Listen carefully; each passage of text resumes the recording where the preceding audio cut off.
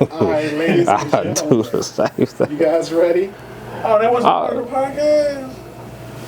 I was recording it, but that was, Oh, dang. That was a good. I guess it recording it. I got it on video. could be like, outtake or something. Yeah. You want some exclusive stuff, sign to our Patreon or something, Yeah. something like that, Do we have a Patreon? No. Nah, but we could make one real quick. You can make one real Yeah, quick. And that's but a little sign up form. Man, right? All right, but I did get all that. Okay. Okay. That being said, Uh,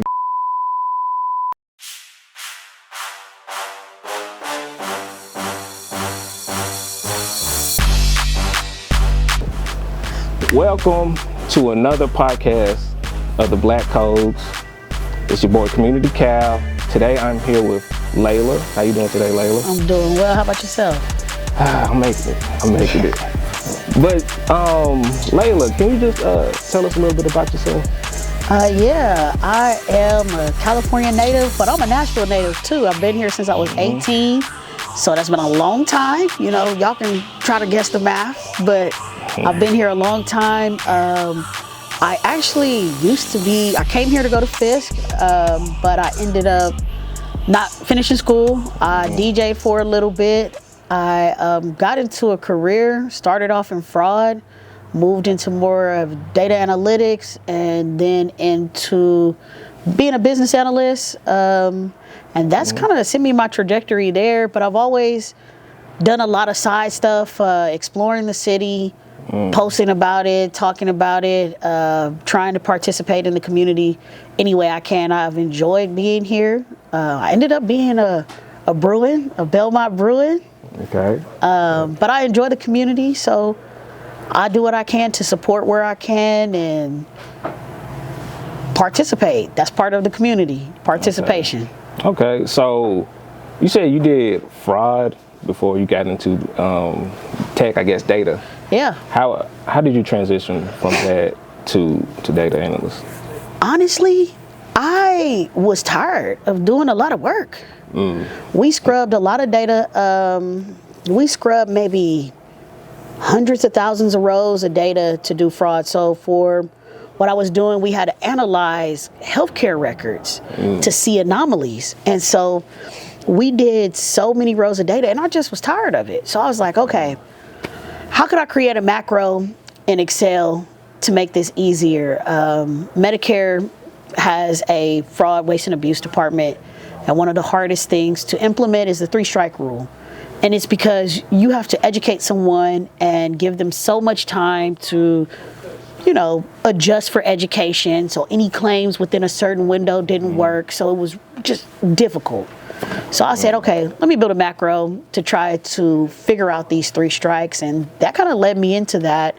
But it was government contract work. So you lose jobs and jobs transition. So I ended up transitioning to a business analyst role with TennCare because I understood the fraud side and the Medicare side and the Medicaid side. So it was easier to teach me the tech and being a business analyst than it was to teach somebody the fraud side. Okay. So how long was you in fraud? I would say maybe 5 years. Yeah. 5 years, and then you kind of went into BA role. Yep. Then I went in BA role, so I've been in a BA role probably another 5 years. All right, I'm giving y'all the math. I think my math might be mathing, but we wait till after the episode. Yeah. But so BA, how do you like it from, I guess, when you started to now? Like, have you seen any changes in the market, or is it something you might want to do something else? So my first BA role was a traditional BA role. It was a company that stuck with waterfall with a little bit of hybrid agile. I was on the only team that did hybrid agile, so everything functioned more like waterfall. I needed to get my user stories, write them in the proper structure, get those approved, then have all of my Scrum meetings and go through the approval process, and I did my own testing. But now a lot of companies are hiring BAs more as a catch-all. So you could be a product owner, a project manager, you could be a product manager, you could be a tester, you can be technical writing. You pretty much do everything. You can be a trainer. So business analyst is a catch-all, and different companies define it different ways. So you telling me now, like, you could go to a company, sign on or apply as a product manager and probably get it? Yeah, product manager, product owner, business analyst, probably technical writing if I shift my resume a certain way, because I've just done all of those things. Because a lot of companies, if you're not working for a tech company, they don't really know what the role is supposed to be and how it's supposed to function. They just want work to get done. Okay. It sounds like you can have your skill set's like a switchblade, you know what I mean? Now, if you just got all these skills, you can move around in like tech as much as you want. So, have you ever done any, like, I guess any position where you would have to code any?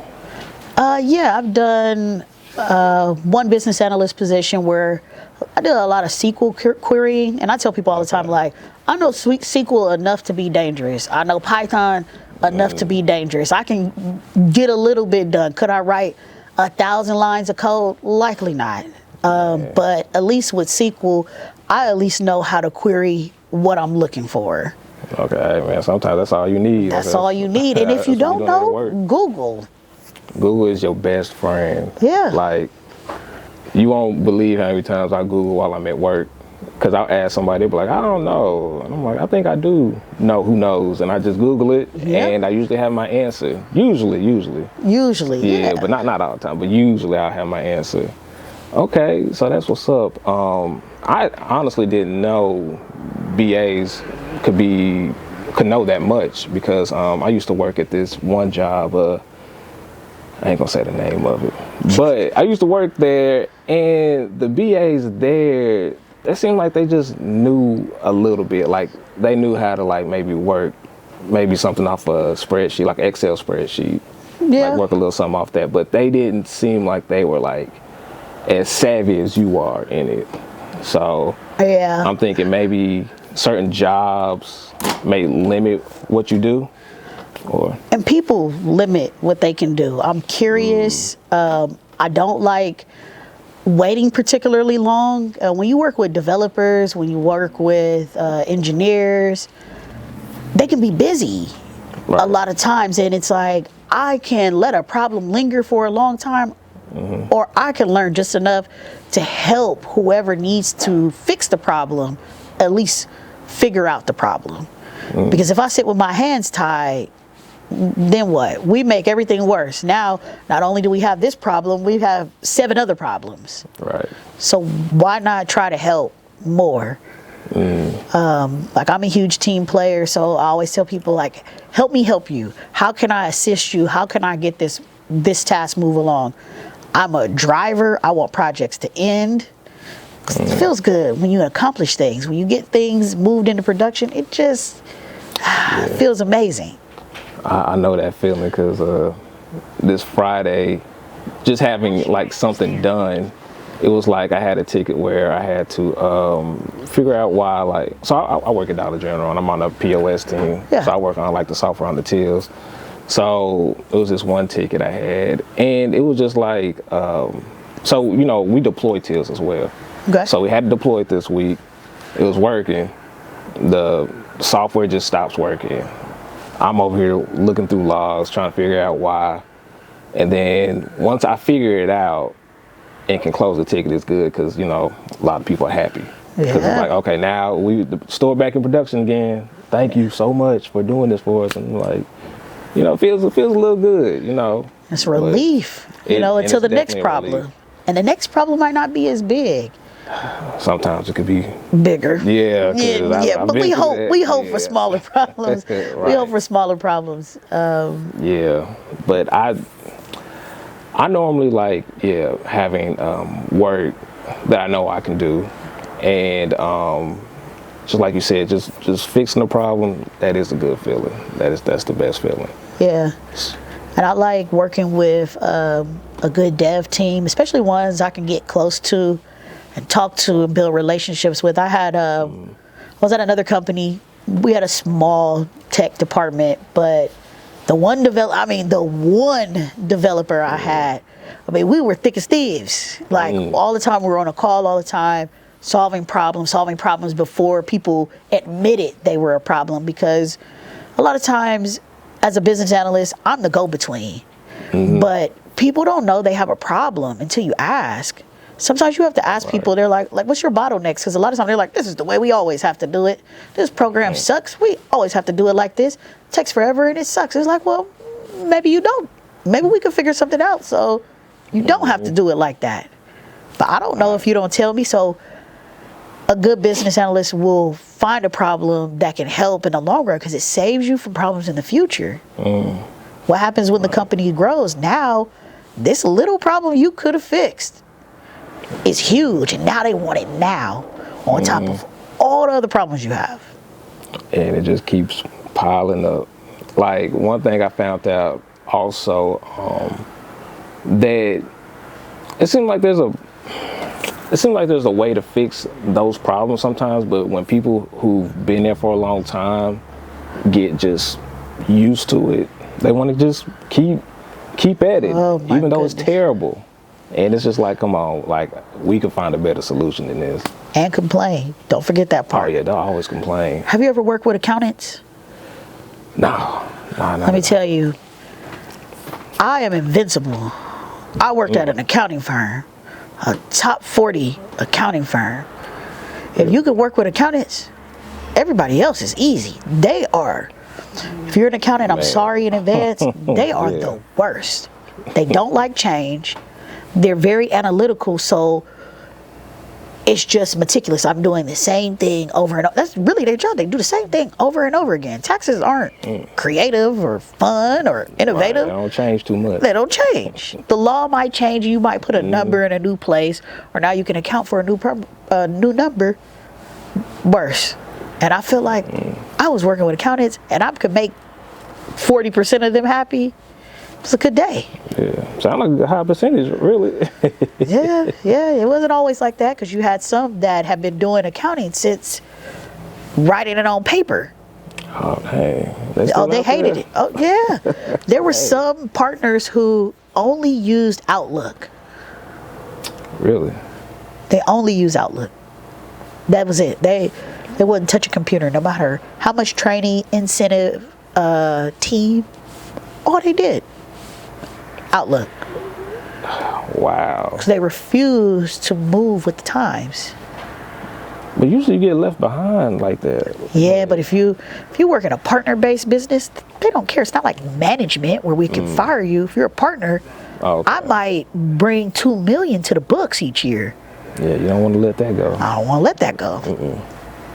Wow. Wow, yeah. That makes a lot more sense, because there's one school that I've heard that, their accounting team is very old-fashioned, and I think some of them still write on paper to this day. But the thing is, they don't teach like the new people coming in certain things, so they're still valuable. And I'm just like, man, like, to not just try to keep up, because tech, like, you're gonna have to eventually use a computer eventually. But and then also, it's like, if you know how to use a phone, you can use a computer. That's what I used to say in trainings when I would roll out new software. If you can FaceTime your grandkids and get on Facebook, you can use whatever I'm teaching you. Right. You can use it. It's a choice at this point. But it's interesting that you say they don't teach them certain information so that, they kind of stay without this progress. But if you go to Deloitte, EY, which are in the top 5, 10 firms in the world, not just the US, in the world, like, it's all tech. Right. It's all tech, because they want to do more work in less time. And that's funny, because that's the whole reason for tech. Like, it keeps getting quicker and easier to use, but I feel like people just get older people who are not used to the change get scared of it sometimes. Like my mom, she's like, oh, I'm just scared of computer. I'm like, you on that phone all the time. It's a computer. It's a computer, but I realize she don't know how to use it either, because she be asking me all the time, how you get people on groups together on your messaging and stuff like that. And then she uses FaceTime, but she don't use it correctly. Like, you shouldn't hold the phone under here, all up in your nose and stuff. I can't see you. And she looking like this, like, I'm like, you hurt yourself at this point. But you know, My mom's doing better than my parents. They won't get iPhones. Oh, they won't? No. So your parents, what they using now? Androids. How old are the Androids?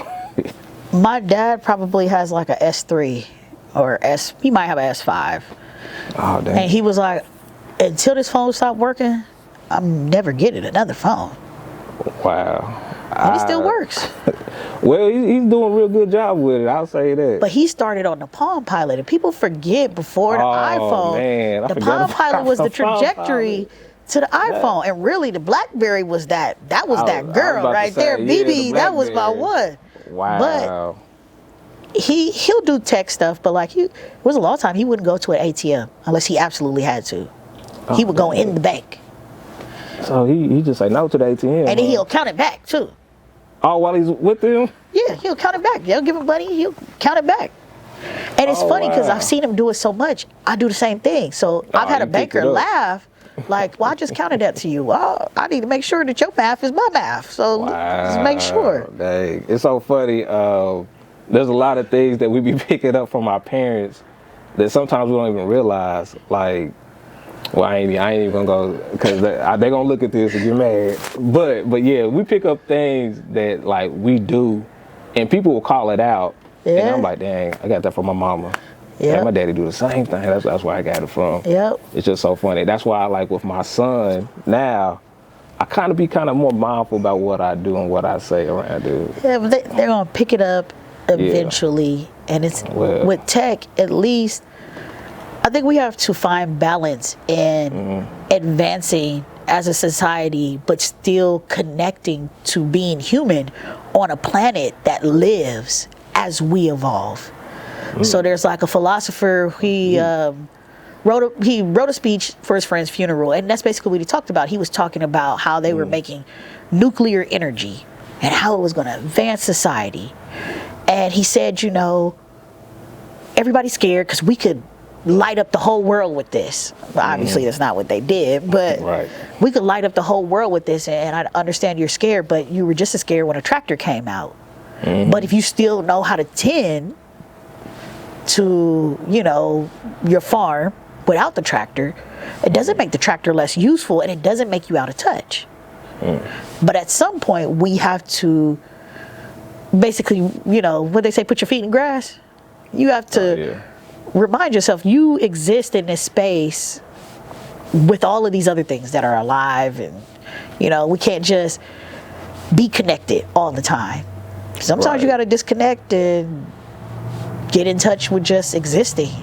Yeah, sometimes I feel like I need to do that with myself, like, and you know, sometimes I just put my phone to the side. So it'll be in the morning sometimes. When I wake up, I try not to look at my phone. I try to read a book, just like for an hour or so, just so I can stay disconnected. Because sometimes it'll be like through the week, I just feel like I've just had too much tech. Like I've been looking at a laptop, you know, work, my phone, somebody calling me, or social media.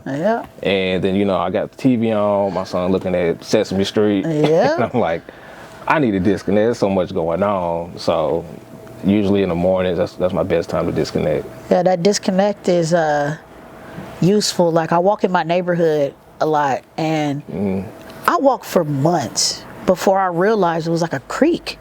Like I could see it from my walk, but I was so distracted walking for months, I didn't even see it. And now, like, it's all I see. Wow, really? Now I see like how far back it goes. I'm not going over there, but I can see it, and it's like, it's always mind-blowing to me when I see it, because I'm always reminded of how long I didn't. Because I was just walking Oh, you be walking, and texting, looking at my phone on FaceTime. Man, yeah, I need to get back to walking, honestly. And I mean, I be walking at the gym, but it's like it's different when you're walking outside. Yeah. With the nature and stuff. So Sometimes I get a little scared because the animals, they get a little rowdy in the trees and stuff. oh yeah. That's why, man, I don't do trails unless I have my handgun with me because I ain't got time to be playing around. Man, look, I was walking one time and I heard something rustling, but I couldn't see what it was. I was on the phone. I had my phone in my pocket. I said, look, if you hear me start running, just know something's coming after me. It probably sound like in the movie, you hear all that. Yeah, you hear it and you stop, you kind of look back and you hear it again. You're like, that sounds kind of big. You look again, you don't see anything. And I've seen wild turkeys, deer. They're not foxes. What are they? Well, they're not coyotes. No, maybe they're foxes. Bobcats or? I don't know. It was something. It was big though. It was bigger than a cat, but it wasn't. Might be not a bobcat. I'm sorry. It was like one of them wild cats. I can't think of the name of it. Yeah, they're big, but I was like, oh nah, I don't like cats. So. Dang, where was this? Where you stayed? Yeah. Oh, dang. I could see it from my window walking by. I was like, oh man. Dang, I saw the turkey and I was just confused because like, am I in a cartoon? Like that thing is huge. What time of the day was this? It was like the middle of the day, like 5 o'clock on like the weekend. I'm just sitting, trying to watch TV, and it's like a turkey walks by. It's like, what is this? Did it look back at you? No, it just did its own thing. And I was like, this is huge. I didn't realize they were that big. Up close. Oh yeah, turkeys. They're pretty. The wild ones I've seen them. Not a wild animal person. I respect animals. But you ain't messing with them. No. Nah, I'm the same way. So I want to get to another thing. You are a blogger, right? You do a lot in social media. Your Instagram legacy said so. Yep. It was something before then. It was it was broken bougie as fuck. Yeah. And I had it that way because it was like I felt like I like nice things, but if somebody asks, I don't have it. Like I don't have it. And kind of like trying to live in this life of keeping up with how my life was before I was independent and had to figure it out on my own. Like you didn't really worry about where things came from. You didn't have to worry about money or like where mom got these shoes or this clothes or how we got to go on this trip or do this activity. I didn't realize sports as kids was so expensive, and I played sports since I was 5 and multiple sports. I was playing soccer, softball, basketball, almost every year. So it's like you don't think about those things and you become an adult, and it's like I still want to do all these nice things. I don't have the funds the same way. So how do I maintain this lifestyle? Like kind of just a play on words, but I wanted to rebrand to something that was easy. If I told you, you could remember it and find it. And just kind of something that kind of rang a little better. So I rebranded to this. It was a little easier. And so also, what do you? Because I've seen a lot of your stuff. Like I've seen you talk about tech, like places to eat in Nashville, and just kind of like what's just going on in the world. So what is your favorite topic usually when you do your social media stuff? I think it just kind of depends on my mood, and sometimes I like doing kind of like the food stuff, but it's one of those spaces where I try not to give hard opinions on places, especially small owned places, because this is their life. Right. And I hate when food bloggers and people get on social media and they just bash, especially black-owned, small-owned, woman-owned, family-owned businesses, and it's like, this is their life. Right. Imagine if you went to work and somebody told you how terrible you were because you had a bad day. Right. Or because your team sucked, not you. Just the rest of your team was trash today. Yeah. Like, I wanted to give places grace. Right. And it's a little challenging because everybody doesn't deserve it. Sometimes I go into places and it's hard because I might not get treated super bad, but I notice I'm not treated as good as everyone else. Right. And I've been in spaces where like, I love this food, but the service was terrible. I've been to places Like too. you giving water to everybody but me. Like they literally just pass you purposely. Yeah, so I enjoy that part. But I also like just talking about media and just what's going on in the world.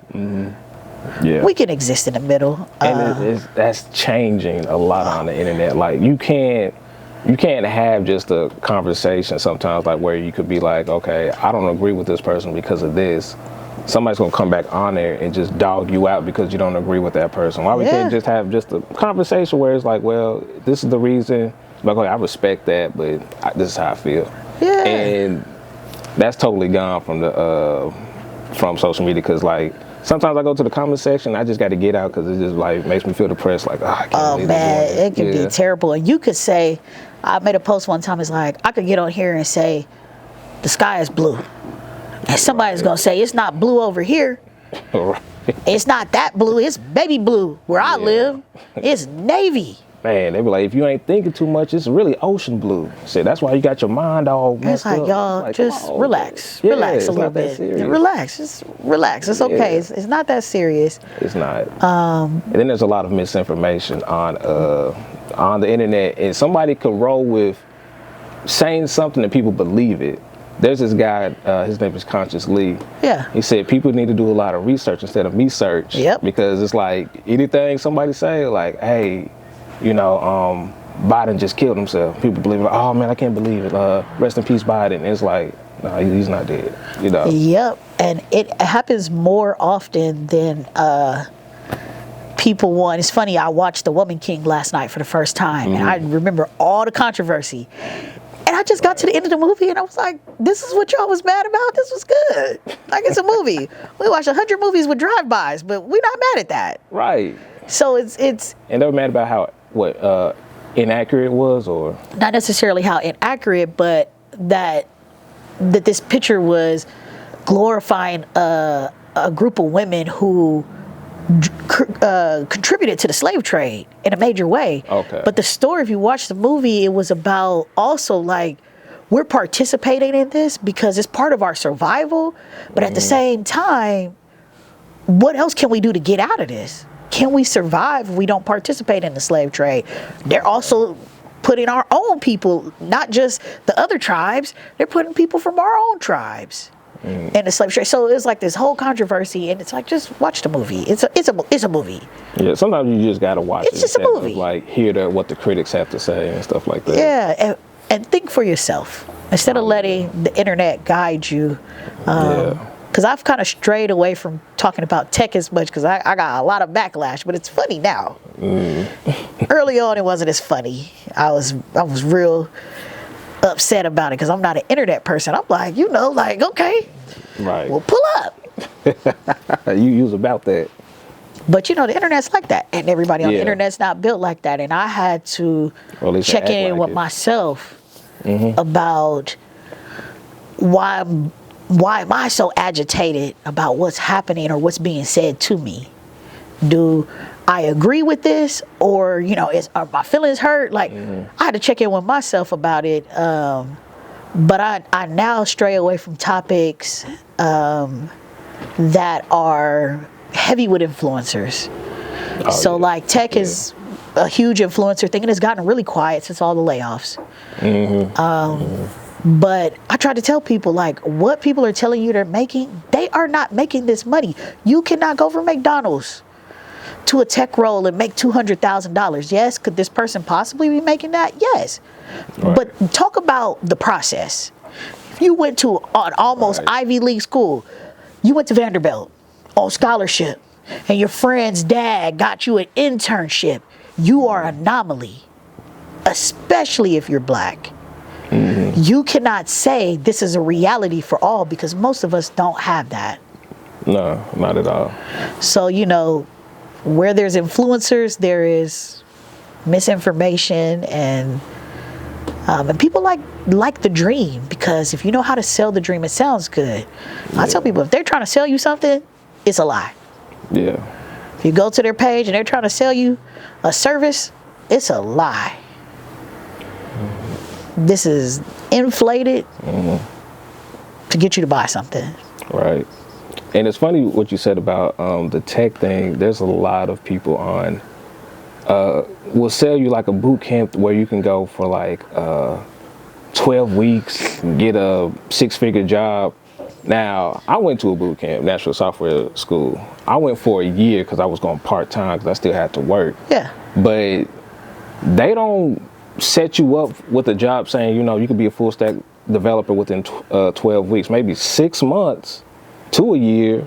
But anything 12 weeks, man, I don't believe it. I was talking to somebody actually in the Black Codes channel, and they went to a boot camp and they were like looking for help, and I asked them kind of like what they know. Yeah. And they told me, but it was like, you know, the front end, they just knew just a little bit of it. The back end, they do just a little bit of it. And it's like, you know, and what they were telling me that they knew, it was just like, damn, I don't sound like you're gonna be getting a job. So I was just like, man, all I can tell you is like keep doing projects, and hopefully that boot camp you went to is keeping in touch with you, helping you find a job in it. Yeah. But yeah, if anybody ever asks me if I go to a boot camp and it's 12 weeks, should I go? I'm like, nah, run. Just don't even talk to them again. You know what I'm saying? Like, you want to go to somewhere where you know you're going to get the time in, because you're not going to learn tech, at least the front end and back end, in 12 weeks. It's going to take some time. And on top of that, talk to people who went to that boot camp. Yeah, how the experience was. Because I hate that when people say like, oh, don't do boot camps. It's like, no, boot camps work. Oh, yeah, but it's the right boot camps. Exactly. You know, it's the right boot camps. It's the right people behind you and the right support system that can help you. And you might come out at 70,000, 80,000, but you can go there and get your first role 70, 80, work there 2 years, and go and get 100, maybe 130, depending on what you know, what you're doing, and how you've grown. But it's a process. It's not I wake up today, boom, my life changes. Right. It can feel like that at the end. I still look back and was like, I didn't graduate college until I was in my career. And I remember feeling so bad because I would see people I went to Fisk with when I started college. And I had to think like, I didn't even finish school or grad school, and I grinded my way to make the money I was making. Right. But it was a process, and it took work and time to get there. And I think that's the message that's always lacking. Yeah. I'm glad you said that, because for the people who gonna watch this episode, they need to hear that. Yeah, it's a grind, it's a process, and everybody goes through it. Kobe wasn't great from day one. LeBron wasn't. Right. Jordan wasn't. You gotta start somewhere. You gotta start somewhere. Right. You gotta start, and you gotta just keep working at it and keep working at it. And I don't let a rejected job stop me. Right, you gotta keep going. You know, there's some places I really want to work, and I'll be applying. Send me the emails. Man. I apply for stuff I'm not even qualified for. Just see my name. I've done that a few times too. I've done that a few times. Just see my name. But it's a grind.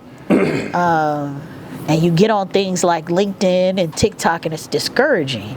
Oh yeah. Very. Because they're like, oh, you get on LinkedIn is the best. You get on there, they're like, oh, you know, one time I had a cat and he died after 3 months, and you know, I just think about this as the process for life, and I just want to let everybody know I'm moving into a new C-suite role. It's like, what? It's like, how do we get here? Yeah, it's like. But you know, they tell these stories. They're popular on these things. They know how to tell a story. Yeah. But nobody talks about the rough parts, the studying, because I know in a boot camp how much you had to study, how many nights being up. And stressing. I'm in a grad program, and I want to tell you, there's sometimes I look at a Python code all day. I took the class twice, because the first time I took it, I dropped it because I was like, I have no clue what this means. Like, this is gibberish. And the second time I took it, I said, look, I'm gonna do the extra work on the side. I'm gonna do everything I need to do. And I was like, oh, this makes sense now. Right. Because you're gonna eventually get it. Yeah, as just long as you keep going. keep going. Yeah, I gotta tell my sister's husband that, man. He's in tech, and I be like, man, if you learn like a coding language, you could probably move up in your career. And sometimes he said, man, I'm just not smart enough. I'm like, nah, bro, you smart enough. Yeah. It's just gonna take some time to learn that language you need to learn. Yeah, it's like, to me, it's a little easier than a foreign language, but it's a foreign language. Yeah, it is. That's how you have to approach it. I'm saying I want this, so how does this need, how do I translate it so this understands what I want? Right. They say it's like the language of the computer, so it's kind of like you're talking to a computer. Yeah. Telling it what to do. But when your code works that first time, oh, glorious. I'm sure my neighbor was like, oh, be quiet. I got a few stories, man. Me and my friend Glenn, we were learning code together. And when we found out how to make, what was it? I think JavaScript say hello world. Yeah. Oh, we thought we was gonna kill the game. That hello world is the first one. Yep. And it was just like, oh man, yep. So we ready now. Yeah, I'm Einstein on this. I got it. Exactly. I got it. And then we got deeper in it, and it was like, Yeah. okay, hold up, like this ain't that easy. So No, yeah. it's not. But I'm sure today where you are, it's way different than that first hello world. Oh man, like I was talking to this one guy. He's like, hey, yeah, I got my HTML to say hello world. I'm like, yeah, you got a long way to go. Yeah, it is the start of a long journey. Yeah, but I don't discourage. I'm like, cool, man. Just keep going, keep going. Yeah. So yeah, you're right about that. Well, Yeah. I'm glad you came out here and talked to me, man. This was a really good conversation. Yeah. Really good conversation. You want to drop some social medias? Yeah, so my social media is now Legacy Said So. I think on Instagram it's Legacy Said So blog. And my website is Legacy Said So. On there I talk about things to do in Nashville. I talk about health and wellness. I talk about existing, just being a person. I talk about my intersection. Sometimes that's just being black and a woman. Sometimes that's just being black. Sometimes that's being black and a woman and gay. Sometimes that's being black and a woman and gay and masculine presenting. It is a variety of things. I talk about all the things that if I had to Google it, I'm telling you in a way that's easy, so you don't have to search hours on the internet for the same thing I had to do. So yeah, legacysaidso.com and Legacy Said So blog on Instagram and Legacy Said So on all the other social media platforms. Okay. And don't forget our Instagram, the Black Codes Org. We got LinkedIn. Glenn, what else we got? We got Facebook, the Black Codes. Yeah, we got LinkedIn, Facebook. Yeah. It's the Black Code Wars on IG. Yeah. The Black Codes on Twitter. We should have mic'd you up. Yeah. Should have mic'd you up. Yeah. Black Codes Org on Twitter. Yep. Black Code Twitter. Org on Instagram. Man, just put Black Codes, the Black Codes Org. You should be able You'll to find us. it. Yeah. Also, we want to give a shout out to Southern Flair Cigar Shop. You know, they allowed us to use their establishment. Man, if you want a nice cigar and have a good time, come on out here. And yeah, I always forget this. Don't forget to smash that like button and like, comment, and subscribe. And share. Like, keep sharing every time you come watch our videos. But yeah, that's it, man. You know, we're gonna clap it up, y'all. Yeah. Oh, stick to the codes. Stick to the code. Yeah. All right, we good, man. Stick to the code. Man.